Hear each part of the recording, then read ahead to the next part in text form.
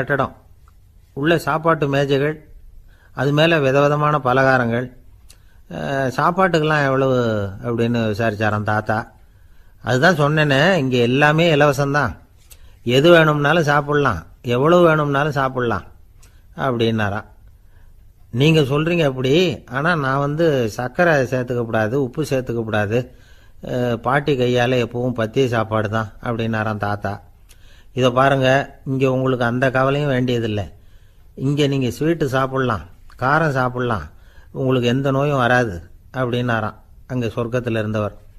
இதை கேட்ட உடனே அந்த தாத்தா பக்கத்தில் நின்ன பாட்டியை பார்த்து கத்தினாராம், அடி பாவி, எல்லாத்தையும் கெடுத்துட்டியே, நீ எனக்கு பத்திய சாப்பாடு போடாமல் கண்டதை திங்க விட்டுருந்தா 10 வருஷத்துக்கு முன்னாடியே நான் இங்கே சேர்ந்துருப்பேனே அப்படின்னாராம்.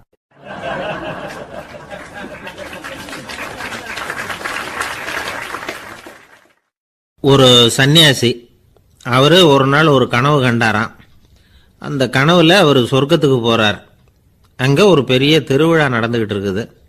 எங்கே பார்த்தாலும் அலங்கார வளைவுகள், வண்ணமயமான விளக்குகள், பாதைகள் பூரா மலர்கள், எல்லா கட்டடங்களும் ஒளிமயம். அவ்வளவு கோலாகலமாக பிரம்மாண்டமாக அந்த திருவிழா நடந்துக்கிட்டு இருக்குது.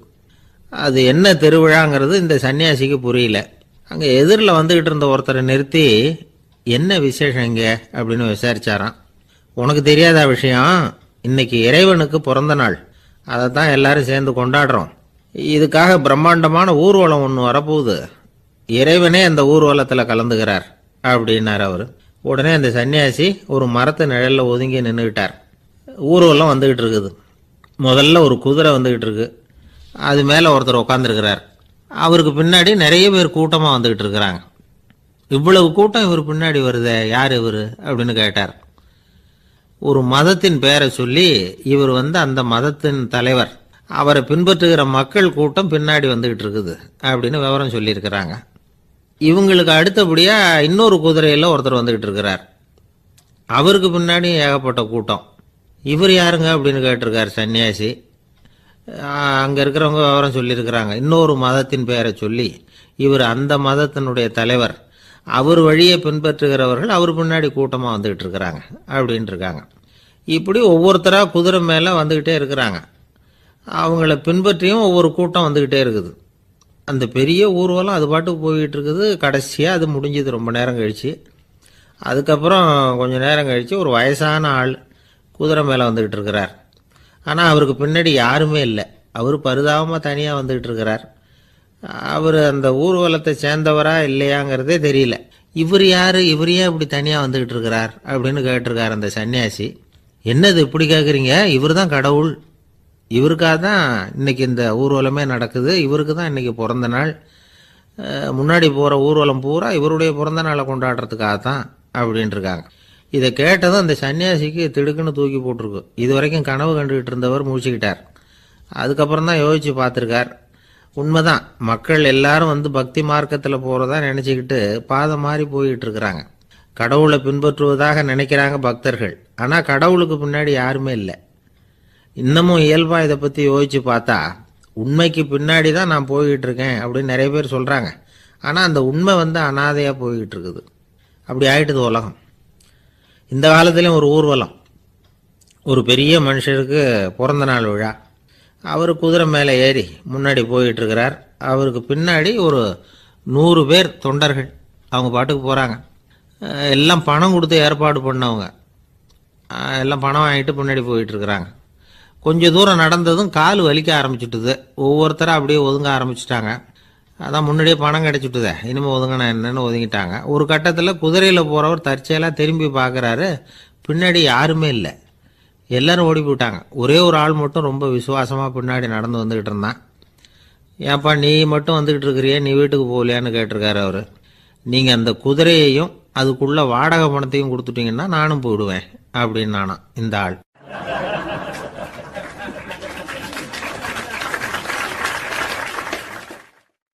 இன்றைக்கு பல பேர் உயில் எழுதி வைக்கிறாங்கல்ல. இந்த உயில்னா என்ன? அதாவது ஒரு நபர் தனக்கு பின்னாடி தன்னுடைய சொத்துக்கள் யாருக்கு போய் சேரணும்னு நினைக்கிறாரோ அந்த நினைப்பை சட்டப்படி உறுதிப்படுத்துறது தான் உயில். சரி, உயிலை யார் எழுதலாம்? 18 வயசு பூர்த்தியான யாரும் உயில் மூலமாக சொத்துக்களை விநியோகிக்கலாம். கண் பார்வை இல்லாதவங்க, காது கேளாதவங்க, வாய் பேச முடியாதவங்க, இவங்கெல்லாம் கூட உயில் எழுதி வைக்கலாம். புத்தி சுவாதீனம் இல்லாதவங்க கூட சில சமயம் புத்தி தெளிவா இருந்தா உயில் எழுதலாமா. குடிபோதையில் இருக்கிறவங்க, தாங்கள் என்ன செய்யறோங்கிறது தெளிவா அறிய முடியாதவங்க, நோய் நொடியில் இருக்கிறவங்க, இவங்கெல்லாம் உயில் எழுத முடியாது. ஒருத்தரை நிர்பந்தப்படுத்தி ஏமாத்தி அல்லது சுய நினைவில்லாத ஒருத்தர்கிட்ட எழுதி வாங்கி வைக்கிற உயில் செல்லாது. உயிலை இந்த முறையில தான், இந்த படிவத்தில் தான் எழுதணும்னு சட்டத்தில் விதி எதுவும் கிடையாது. இதுக்கு முத்திரை கட்டணமும் கிடையாது. உயிலை வெற்று காகிதத்தில் எழுதலாம். அச்சடிக்கணும், டைப் அடிக்கணுங்கிற அவசியம் கூட இல்லை. கையாலேயே கூட எழுதலாம். எழுதி இருக்கிறது புரியணும், அவ்வளவுதான். குறைந்தபட்சம் 2 சாட்சிகளை வச்சுக்கிட்டு உயில் எழுதுறவர் அதில் கையெழுத்து போடணும். கையெழுத்து போட தெரியாதுன்னா இடது கை பெருவிரல் ரேகை வைக்கலாம். உயில் சாசனத்துக்கு சாட்சிகள் கையெழுத்து இல்லைன்னாலும் அது செல்லாது. அப்புறம் பிரிவிலேஜ்டு வில் அப்படின்னு இருக்கு. அதுக்கு மட்டும் சாட்சிகள் தேவையில்லை. அது என்னன்னா, இந்த விமானப்படை, கப்பல் படை அல்லது யுத்தத்தில் பணிபுரியும் நபர்கள் அவங்கெல்லாம் இருக்கிறாங்க இல்லையா, அப்படிப்பட்டவங்க எழுதுற உயில் அது. அதுக்கு சில விசேஷ சலுகைகள் உண்டு. ஒருத்தர் முதல்ல ஒரு உயில் எழுதி வைக்கிறார், அதுக்கப்புறம் மனசு மாறி போகுது, அது வேணாம்னு நினைக்கிறார், ரத்து செஞ்சுடலாம். அதுக்கப்புறம் வேற உயிலும் எழுதலாம். உயிரோடு இருக்கிற வரைக்கும் எத்தனை தடவை வேணும்னாலும் உயில் எழுதலாம். கடைசியா எழுதப்பட்ட உயில் சட்டப்படி சரியா இருந்தா அதுதான் அமலுக்கு வரும். சரி, எழுதுற உயிலை ரகசியமா வச்சிருக்கிறது எப்படி? இது ஒரு கேள்வி. இதுக்கு என்ன செய்யணும்னா, ஒருத்தர் உயிலை எழுதினதுக்கு அப்புறம் அவர் தானாவோ அல்லது அங்கீகரிக்கப்பட்ட முகவர் மூலமாகவோ, அதாவது ஒரு ஏஜென்ட் மூலமாகவோ, ஒரு கவரில் போட்டு சீல் வச்சு கவர் மேலே தன்னுடைய பெயரை எழுதி அல்லது அந்த ஏஜென்ட் பெயரை எழுதி கவர் மேலே என்ன அடக்கம் செய்யப்பட்டிருக்கு, உள்ள என்ன இருக்கு அப்படிங்கிற விவரம்லாம் எழுதி சார் பதிவாளர்கிட்ட ஒப்படைக்கலாம். இதுக்கு கட்டணம் உண்டு. அதுக்கப்புறம் எப்போ தேவைப்படுதோ அப்போ ஒரு மனு கொடுத்து அந்த கவரை திரும்ப வாங்கிக்கலாம். இப்போ எழுதுகிற உயில இவ்வளவு நாளுக்குள்ள பதிவு செய்யணுங்கிற கால வரையறை உண்டா அப்படின்னு ஒரு கேள்வி வரலாம் இல்லையா? எப்போ வேணும்னாலும் பதிவு செய்யலாம். நம்மால் ஒருத்தர் ஒரு நாள் ரொம்ப அவசரமா வந்தார். இந்த உயில் எழுதுறது சம்பந்தமா பூரா விவரமா எனக்கு உடனே தெரியணும்னார். நான் உடனே அவரை வக்கீல் ஒருத்தர்கிட்ட அழைச்சிட்டு போனேன். இவர் அவர்கிட்ட எல்லா விவரமும் கேட்டு தெரிஞ்சுக்கிட்டார். ரொம்ப தேங்க்ஸ்ன்னு சொல்லிவிட்டு 2 பேரும் வெளியில வந்தோம். அதுக்கப்புறம் இவர்கிட்ட கேட்டேன், ஆமா இவ்வளவு விவரமா கேட்குறீங்களே, உங்களுக்கு எத்தனை பிள்ளைங்க சார் அப்படின்னு கேட்டேன். 6 பேர் சார் அப்படின்னார். சரி, இருக்கிற சொத்து எவ்வளவுன்னு கேட்டேன். அதை இனிமே தான் சம்பாதிக்க போறேன் அப்படின்னார்.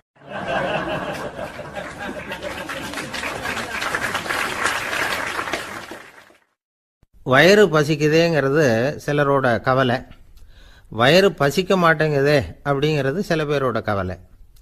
2 விதமான கவலைக்கும் வயிறு தான் காரணமாக இருக்குது. வயிறு பசிச்சதுன்னா அது இயற்கை, வயிறு பசிக்கலைன்னா அது வியாதி. ஆனால் பசியையும் நாம் பசிப்பிணி அப்படின்னு தான் சொல்லுவோம். என்ன காரணம்? வியாதியை போக்க வேண்டியது எவ்வளவு முக்கியமோ அதை விட முக்கியம் பசியை போக்க வேண்டியது.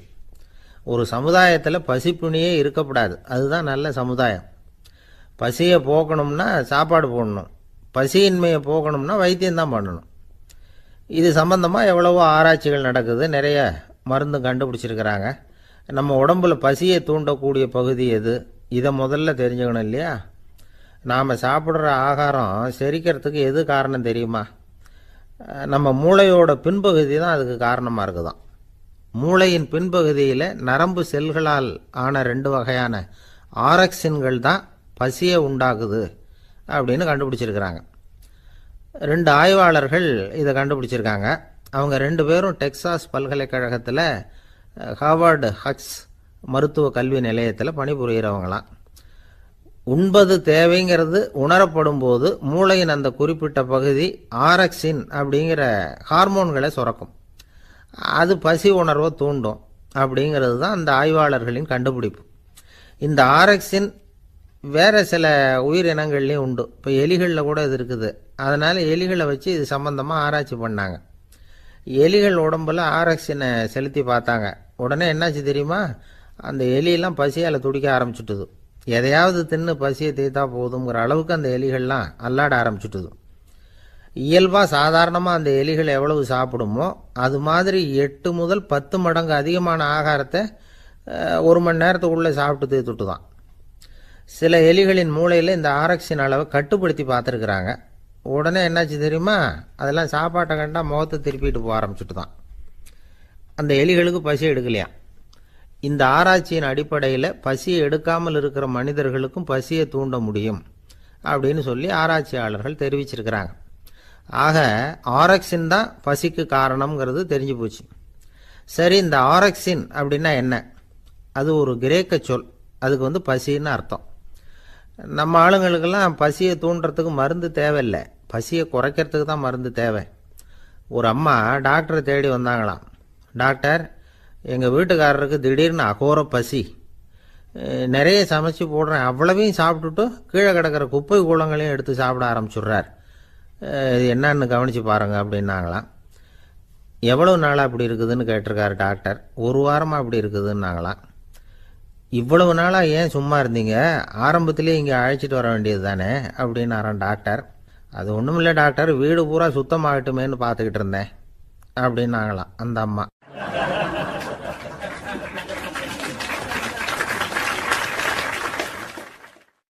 இப்போ மேலே எனக்கு அளவு கடந்த அன்பு அப்படின்னு யாராவது சொன்னால் அதை அலட்சியமாக நினச்சிடக்கூடாது. அது கொஞ்சம் சீரியஸான விஷயம். அளவுக்கு மிஞ்சினா எதுவுமே இடைஞ்சல் தானே. அன்பும் அப்படி தான். அன்பு அதிகமாக இருந்தால் அது எப்படி கெடுதல் பண்ணும் அப்படிங்கிற சந்தேகம் உங்களுக்கு வரலாம். தசரதன் கதை என்னாச்சு? கைகை மேலே வச்சு அளவு கடந்த அன்பு ராமன் காட்டுக்கு போகிறாப்புல ஆகிட்டுதில்ல. தசரதன் எப்பேற்பட்ட அரசன். விஸ்வாமித்திரர் சொல்கிறார், என்ன மாதிரி முனிவர்களுக்கும் தேவர்களுக்கும் ஏதாவது கஷ்டம் வந்தால் முதல்ல முருகன் கிட்ட போவோம், அப்புறம் பரமசிவனை போய் பார்ப்போம், அதுக்கப்புறம் திருமால்கிட்ட போவோம், அப்புறம் பிரம்மன் இந்திரன் இவங்களையெல்லாம் போய் பார்ப்போம், இவங்களாலையெல்லாம் முடியலன்னா கடைசியில் அயோத்திக்கு வருவோங்கிறார். உன்னை விட்டால் வேற கதி உண்டோ அப்படின்னு தசரதனை பார்த்து விஸ்வாமித்திரரே சொல்கிறார். அப்பேற்பட்ட அரசன் தசரதன் கைகேயி காலில் விழறான். உன் பாதங்களை தொட்டு கெஞ்சி கேட்டுக்கிறேன், ராமனை காட்டுக்கு அனுப்பாதேங்கிறான். தசரதனுடைய இந்த நிலைமைக்கு என்ன காரணம்? அவன் கைகேயி மேலே வச்ச அளவு கடந்த அன்பு தான் காரணம். இப்போ சொல்லுங்க, அன்பாக இருந்தாலும் அது அளவுக்கு மீறி போனால் கெடுதல் பண்ணுமா பண்ணாதா? அது மட்டும் இல்லை, அளவு கடந்த அன்பு நீதிக்கும் நியாயத்துக்கும் புறம்பான காரியங்களையும் செய்ய வச்சிரும். தசரதன் மிகச்சிறந்த நீதிமான், தர்மத்துக்கு விரோதமாக ஒரு காரியமும் செய்யாதவன். அப்பேற்பட்டவன் தன்னுடைய மனைவியை பார்த்து என்ன சொல்கிறான் தெரியுமா? உனக்காக நான் என்ன செய்யணும்னு சொல்லி செய்கிறேன், ஒரு குற்றமும் செய்யாத ஒருத்தனை கொல்லணுமா கொல்றேன், மரண தண்டனை விதிக்கப்பட்ட ஒருத்தனை விடுதலை செய்ய சொல்றியா செய்கிறேன், எந்த பிச்சைக்காரனையாவது கோடீஸ்வரனாக சொல்றியா ஆக்குறேன், அல்லது கோடீஸ்வரனை பிச்சைக்காரன் ஆக்கணுமா ஆக்குறேன் அப்படிங்கிறான். நீதிக்கு விரோதமான இந்த பாவங்களை செய்யறதுக்கு அப்பேற்பட்ட அரசன் எப்படி துணிஞ்சான்? மனைவி பேரில் வச்ச அளவு கடந்த அன்பு தான் காரணம். திரிசூலம், வஜ்ராயுதம், வாள் இதுகளால் தாக்கப்பட்டால் கூட அதையெல்லாம் கொஞ்சம் கூட லட்சியம் பண்ணாத ஒருத்தன் காமதேவனுடைய மலர் அம்புகள் தாக்குனா அதை அவனால் தாக்கு பிடிக்க முடியல, விழுந்துடுறான். காமதேவனுக்கு உள்ள மகிமையே அதுதாங்கிறார் துளசிதாசர். அதனால தான் பெரியவங்கள்லாம் என்ன சொல்கிறாங்கன்னா, எதையும் அளவுக்கு மீறி செய்யாதேங்கிறாங்க. அப்பா, அம்மா, மனைவி, மக்கள் எல்லார் பேர்லேயும் அன்பு அவசியம்தான். ஆனால் அந்த அன்பு அறிவுக்கு புறம்பாக இருக்கக்கூடாது, அளவுக்கு மீறி இருக்கக்கூடாது. அப்போ தான் வாழ்க்கை சுகமாக இருக்கும், இல்லைன்னா அவஸ்தை தான். அளவுக்கு மீறின அன்புங்கிறது புரியுது, அது சரி. அறிவுக்கு புறம்பான அன்புங்கிறது எப்படி? ஒரு தாய்க்கு ஜலதோஷம் அல்லது ஏதோ ஒரு தொற்று நோயின்னு வச்சுங்களேன். அந்த அம்மாவுக்கு தன்னுடைய குழந்தை பேரில் அளவு கடந்த அன்பு. தனக்கு நோய் இருக்குது, அது அடுத்தவங்களுக்கு தொற்றக்கூடியது அப்படின்னு தெரிஞ்சிருந்தோம் அன்பை காட்டுறதுக்காக அந்த குழந்தைக்கு முத்தம் கொடுக்குறேன்னு தூக்கி வச்சுக்கிட்டு கொஞ்சம் ஆரம்பிச்சதுன்னு வச்சுக்கோங்க, அது நல்லா இருக்குமா? இதுதான் அறிவுக்கு புறம்பான அன்புங்கிறது. அது மாதிரி விலங்குகள்கிட்ட அன்பாயிருன்னு சொல்கிறோம், அதுக்காக புலிக்கு முத்தம் கொடுக்க முடியுமா? அப்படி கொடுத்தா அது அறிவுக்கு புறம்பான அன்பு. அதனால் அன்பு கூட அறிவுபூர்வமாக இருக்கணும் அப்படிங்கிறத இன்றைக்கி தகவல் மூலமாக நாம் புரிஞ்சுக்கணும். இந்த காலத்து காதலன் தன்னுடைய காதலிகிட்ட சொன்னானாம், இதை பாரு, உன் பேரில் எனக்கு அளவு கடந்த அன்பு, உனக்காக என்ன செய்யணும் சொல்லு செய்கிறேன், நெருப்பில் நடக்கணுமா நடக்கிறேன், நீரில் குதிக்கணுமா குதிக்கிறேன், உயிரையே கொடுக்கணுமா கொடுக்குறேன் அப்படின்னா. சரி, வர்ற ஞாயிற்றுக்கிழமை சாயந்தரம் 6 மணிக்கு இதே இடத்துக்கு வாங்க அப்படின்னுது அந்த பொண்ணு. இவன் கொஞ்சம் யோசனை பண்ணி பார்த்துட்டு, அன்னைக்கு மழை பெய்யாமல் இருந்தால் வந்துடுறேன் அப்படின்னானா. ஒருத்தர் ஓடி வந்தார். இன்னொருத்தரை பார்த்து, சார் உங்கள் சைக்கிளை ஒரு நாள் இரவல் கொடுங்களேன், பக்கத்து ஊருக்கு போயிட்டு வர வேண்டியிருக்கு அப்படின்னார். இவர் சைக்கிளை கொடுத்து பத்திரமா கொண்டுகிட்டு போங்கன்னார். சார் இதை பத்திரமா கொண்டு போகிறேன், கவலையே வேணாம், ஏன்னா இது உங்களோட சைக்கிள் அப்படின்னு நான் நினைக்கல, என்னோட சைக்கிளாக நினைக்கிறேன் அப்படின்னார். அதுக்கப்புறம் தான் இவருக்கு உண்மையாகவே பயம் வந்துட்டுது. ஏன்னா அவர் சொன்னது மாதிரி அதை தன்னோட சைக்கிளாகவே நினச்சி தள்ளிட்டு போட்டால் என்ன பண்ணுறது? எது எதை நம்முடையதா நினைக்கணுங்கிறதுக்கு ஒரு வரையறை இருக்குது. சில பேர் ஆஃபீஸையே வீடாக நினச்சி விடுறது உண்டு. அப்படிப்பட்டவங்க கூட வீட்டை ஆஃபீஸாக நினைக்கிறது இல்லை. ஏன்னா வீட்டில் இவர் ஆஃபீஸராக நடந்துக்க முடியறதில்ல. இதெல்லாம் ஒரு பக்கம் இருக்கட்டும், இப்போ விஷயத்துக்கு வருவோம். பொறியியல் மேதை டாக்டர் விஸ்வேஸ்வரய்யா இருந்தார் இல்லையா, பாரத ரத்னா விருதெல்லாம் கொடுத்தாங்களே. ஆஃபீஸ் வேலை வேற, சொந்த வேலை வேற அப்படிங்கிறதுக்கு ஒரு உதாரணமாக இருந்தவர் அவர். மைசூர் மகாராஜா கிட்ட திவானா இருந்தார். அவர் ஒரு நாள் அரசாங்க வேலை காரணமாக வெளியூர் போயிருந்தார். ஹாசன்கிற ஊருக்கு பக்கத்தில் ஒரு பயண மாளிகை, அங்கே தங்கிவிட்டார். ராத்திரி அங்கே தங்கி இருந்துட்டு விடிஞ்சதும் ஊருக்கு திரும்புறதாக திட்டம். ராத்திரி தூங்கிறதுக்கு ரொம்ப நேரம் ஆயிட்டுது. ரொம்ப நேரம் வரைக்கும் அரசாங்க சம்பந்தப்பட்ட வேலைகளையே பார்த்துக்கிட்டு இருக்கிறார். அரசாங்க ஃபைல்கள் நிறைய இருந்தது. அதையெல்லாம் ஒவ்வொன்றா எடுத்தார், படித்து பார்த்தார், பரிசீலனை பண்ணார். அதில் எழுத வேண்டியதை எழுதினார், கையெழுத்து போட்டார். ஒரு வழியாக அந்த வேலையெல்லாம் முடிஞ்சுது. அதுக்கப்புறம் என்ன பண்ணார்னா, தன்னுடைய சூட்கேஸை திறந்தார். அதிலிருந்து 2 மெழுகுவத்தியை எடுத்து கொளுத்தி வச்சார். அந்த பயண மாளிகையில் அது வரைக்கும் எரிஞ்சுக்கிட்டு இருந்த மின்சார விளக்குகளை அணைச்சுட்டார். அதுக்கு பிறகு அந்த மெழுகுவத்தி வெளிச்சத்தில் சில புத்தகங்களை தொடர்ந்து படிக்க ஆரம்பிச்சிட்டார். அந்த பயண மாளிகையில் பணியாளராக இருந்தவர் இதை பார்த்துட்டு ஓடி வந்தார். மறுபடியும் மின் விளக்கு போடுறதுக்காக போனார். விஸ்வேஸ்வரய்யா அதை பார்த்துட்டு போட வேணாம்ட்டாராம். இது வரைக்கும் நான் அரசாங்க அலுவல்களை கவனிச்சுக்கிட்டு இருந்தேன், அதனால் மின் விளக்குகள் அப்போ எரிஞ்சதில் தப்பு இல்லை. இப்போ நான் புத்தகம் படிச்சுக்கிட்டு இருக்கேன், இது என்னுடைய சொந்த வேலை, இங்கே இருக்கிற மின் விளக்கு அதுக்காக ஏன் எரியணும் அப்படின்னு கேட்டாராம். இப்போ இருக்கிற சில அரசு பணியாளர்கள்கிட்ட இந்த சம்பவத்தை பேச்சோட பேச்சா சொல்லி பார்த்தேன். அவங்களால இதை ஜீரணிக்கவே முடியல. நேர்மை தேவைதான் சார், அதுக்காக அவ்வளவு தூரத்துக்கு அது தேவையா அப்படிங்கிறாங்க. விஸ்வேஸ்வரய்யா அப்படி பண்ணினது தான் ஒரு நேர்மையாளர் அப்படின்னு இந்த உலகத்துக்கு நிரூபிக்கணுங்கிறதுக்காக இல்லை. தான் அப்படி நடந்து காட்டினா தன்னை சுற்றி இருக்கிறவங்களும் அதை கேள்விப்படுறவங்களும் முடிஞ்ச அளவுக்கு பொது வாழ்க்கையில் அரசு பணியில் நேர்மையை கடைபிடிக்க முயற்சி பண்ணலாமே அப்படிங்கிறதுக்காகத்தான். இப்போவும் சில பேர் இருக்கிறாங்க, இவங்க ஆஃபீஸ் வேற வீடு வேறன்னு நினைக்கிறது இல்லை, அவ்வளோ உரிமை. ஒருத்தர் அப்படிதான், அவருக்கு அவசரமாக 5000 ரூபா தேவைப்பட்டது. ஆஃபீஸு பணத்தை எடுத்துக்கிட்டார். அந்த நேரம் பார்த்து ஆடிட் வந்துட்டுது, ஆப்பிட்டுக்கிட்டார். விசாரணை நடக்குது. அவர் சொல்கிறார், சார் நான் நேரம் காலம் பார்க்காம ஆஃபீஸில் வேலை செய்வேன், ஏன்னா அதை என்னோட ஆஃபீஸாக நினைக்கிறேன். அவசரத்துக்கு அந்த பணத்தை எடுத்தேன், மறுபடியும் வச்சுடலாம்னு தான் இருந்தேன், அதுக்குள்ளே இப்படி ஆகிட்டுது. நீங்கள் என்ன நினச்சாலும் சரி, நான் ஆஃபீஸ் வேறு வீடு வேறு அப்படின்னு நினைக்கிறது இல்லை, அது என்னோட சுபாவம் அப்படின்னார். விசாரணை பண்ணவர் தீர்ப்பு வழங்கினார். உங்கள் சுபாவத்துக்கு மதிப்பு கொடுத்து நானும் தீர்ப்பு வழங்குறேன். நீங்கள் கொஞ்ச நாள் ஜெயிலில் இருந்துட்டு வாங்க, அது உங்களுக்கு கஷ்டமாக இருக்காதுன்னு நினைக்கிறேன். ஏன்னா அங்கே போனாலும் நீங்கள் உங்கள் சுபாவப்படி வீடு வேற ஜெயில் வேறன்னு நினைக்க மாட்டீங்க அப்படின்னாராம்.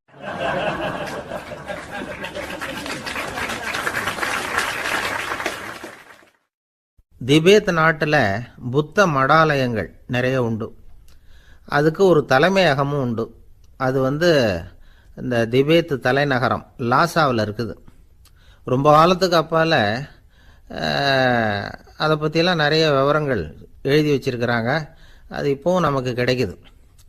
அதாவது ரொம்ப தூரத்துக்கு அந்தாண்ட மலைகளுக்கு நடுவில் ஒரு கிளை மடாலயம். அந்த மடத்தின் தலைவருக்கு வயசாயிட்டு தான், அதனால் தலைமை பொறுப்பை வேற ஒருத்தர்கிட்ட ஒப்படைக்கலாம் அப்படின்னு முடிவு பண்ணாராம். உடனே ஒரு லாமாவை கூப்பிட்டார். அவர் மூலமாக தலைமை மடாலயத்துக்கு செய்தி அனுப்புனார், பொருத்தமான வாரிசு ஒருத்தரை அனுப்பி வைக்கும்படியாக. அந்த வாலிப லாமா புறப்பட்டார். காடு மேடெல்லாம் நடந்து போகிறார். ரொம்ப நாள் கழித்து தலைமை பீடத்தை அடைஞ்சார். தலைமை குருக்கிட்ட விவரத்தை சொன்னார்.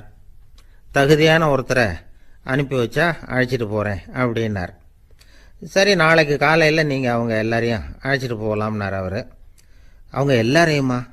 அங்கே தேவைப்படுறது ஒருத்தர் தானே அப்படின்னார் இவர். ஆமான்னார். அப்புறம் ஏன் எல்லாரையும் அழைச்சிட்டு போக சொல்கிறீங்கன்னார். அது இப்போ உனக்கு புரியாது. நான் ஒரு 100 பிக்குகளை அனுப்புகிறேன், அதாவது பிட்சுகளை. அவ்வளவு பேரையும் அங்கே வச்சு சமாளிக்க முடியாது அப்படின்னாரு இவர். இருந்தாலும் இப்போ அந்த தலைமை குரு என்ன சொன்னார்னா, அதை பற்றி கவலைப்படாத, நான் 100 பேரை அனுப்புகிறேன். அதில் 99 பேர் வழியிலேயே காணாமல் போடுவாங்க, ஒருத்தன் மட்டும்தான் வருவான். அவனும் அங்கே வந்து சேர்ந்துட்டான்னா நீ ரொம்ப கொடுத்து வச்சவன் அப்படின்னார்.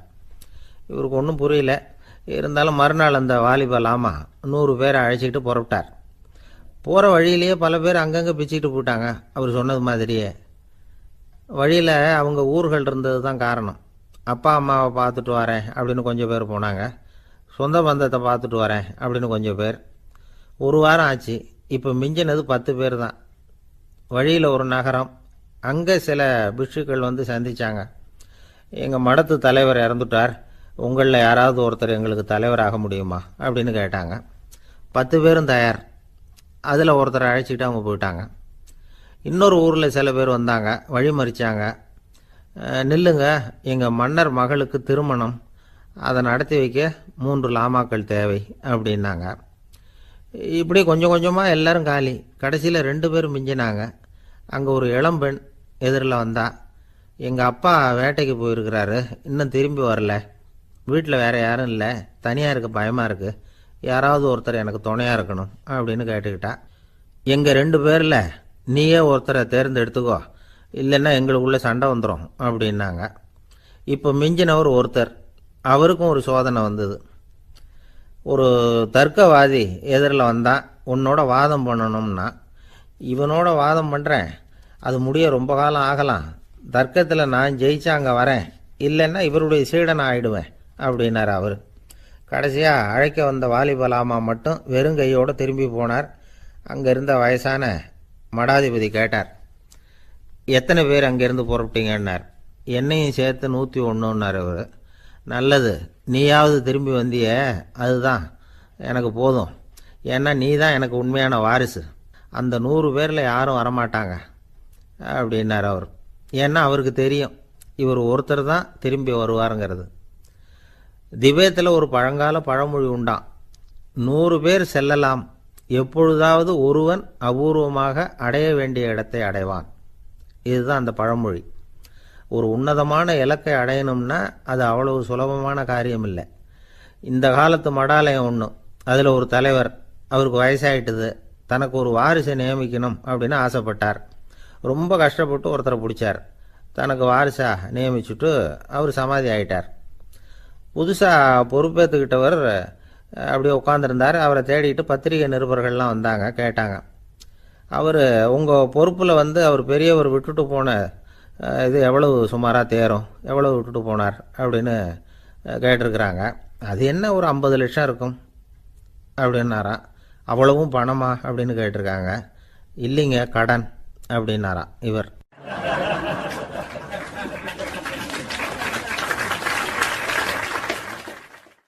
ஒரு நண்பர் யாருக்கோ ஃபோன் பண்ணிக்கிட்டு இருந்தார். அவர் பேசி முடித்ததும் நான் அவரை பார்த்து, இப்போ ஃபோன் பண்ணிங்களே, அந்த ஃபோன் நம்பர் என்ன அப்படின்னு கேட்டேன். அவர் தலையை சொரிஞ்சுக்கிட்டார், ஞாபகம் வரலன்னார். சரி சார், அதை விடுங்க, உங்கள் மனைவி பேர் என்ன அப்படின்னு கேட்டேன். மாலதின்னார்.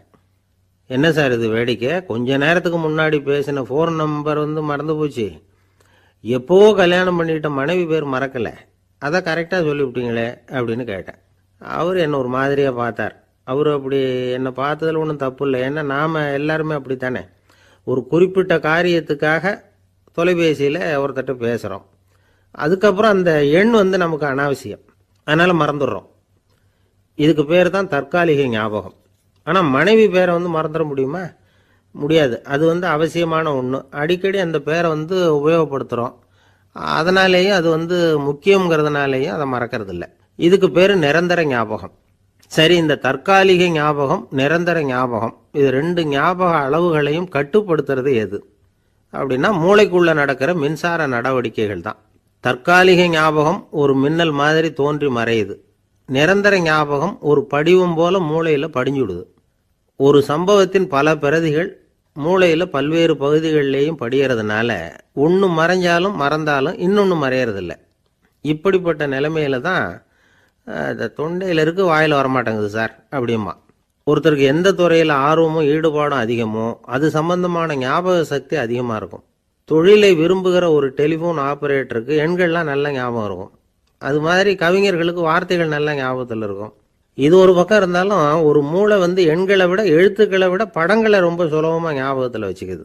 புரிஞ்சுக்கிற தன்மை, அனுபவம், புத்தி கூர்மை இது கூடி குறையிறத பொறுத்து ஞாபக சக்தியும் ஏறும் இறங்கும். இப்போ உதாரணத்துக்கு ஒரு பையனுக்கு படித்தது எதுவும் ஞாபகத்தில் இல்லைன்னா அவன் அதை சரியாக புரிஞ்சுக்கலைன்னு அர்த்தம். இந்த மறதிங்கிறது எந்த சமயத்தில் ஒரு பிரச்சனை ஆகுது தெரியுமா?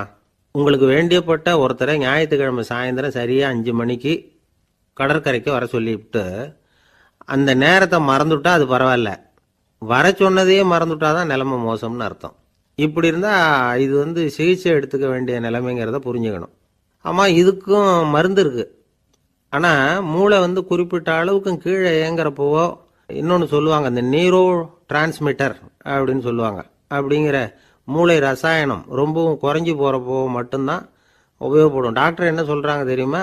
மூளையை பொறுத்த வரைக்கும் அதில் ஞாபக சக்தி அதிகமாக உள்ள மூளை, மறதி உள்ள மூளை அப்படின்னு ஒன்றும் கிடையாது அப்படிங்கிறாங்க. நினைவு வச்சுக்கிறதுக்கு பயிற்சி அளிக்கப்பட்ட மூளை, பயிற்சியற்ற மூளை அப்படின்னு வேணும்னா சொல்லலாம் அப்படின்னு சொல்கிறாங்க. அதனால் நம்ம ஞாபக சக்திங்கிறது நம்மக்கிட்ட இருக்கிற பயிற்சி, முயற்சி இதை பொறுத்து தான் அமையும். ஒருத்தர் ஒரு பென்சிலை எங்கேயோ வச்சுக்கிட்டு தேடிக்கிட்டு இருந்தார். அப்புறம் என்னமோ தீவிரமாக யோசனை பண்ணி அதை ஞாபகப்படுத்தி பார்த்துக்கிட்டு இருந்தாராம். எதிரில் உட்காந்துருந்தவர் சொன்னார், பென்சிலை தானே தேடிட்டு இருக்கீங்க, அது உங்கள் வலது காதில் இருக்குது சார் அப்படின்னாராம் அவர். இதுக்கு அவர் சொல்லியிருக்காரு, பென்சிலை வலது காதில் தான் வச்சுருக்கேங்கிறது எனக்கு நல்லா ஞாபகம் இருக்குது, ஆனால் எது வலது காதுங்கிறது தான் மறந்து போச்சு அப்படின்னாராம். அவர் அதை தான் யோசிச்சுட்டு இருந்திருக்கிறார்.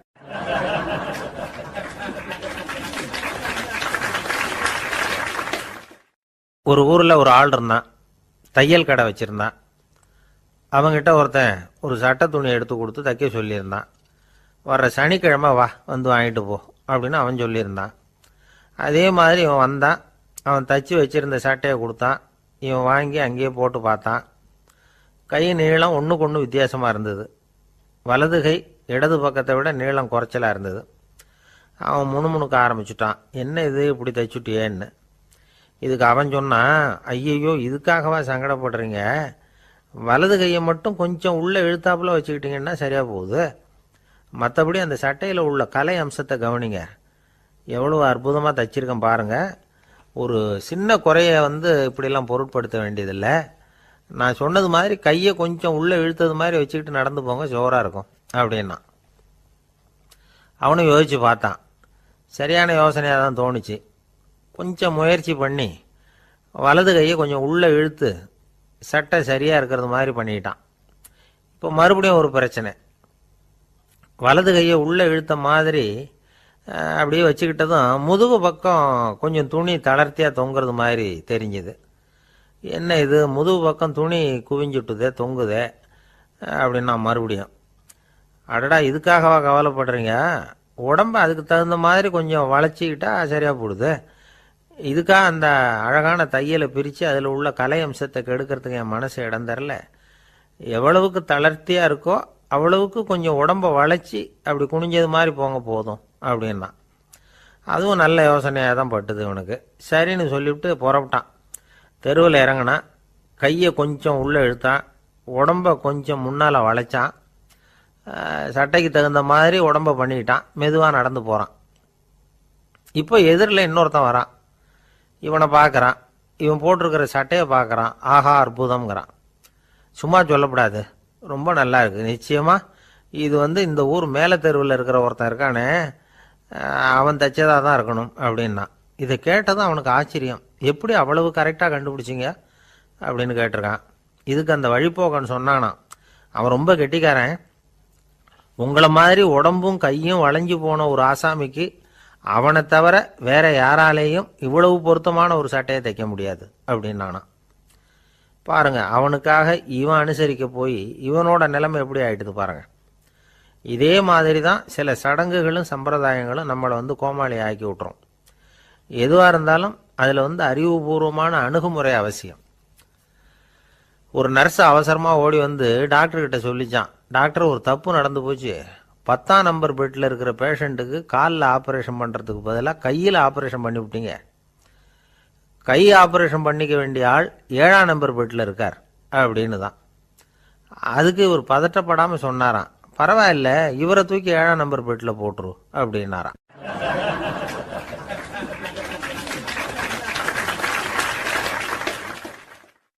ஒரு மாணவனை பார்த்தேன், என்ன தம்பி படிப்புலாம் எப்படி இருக்குது,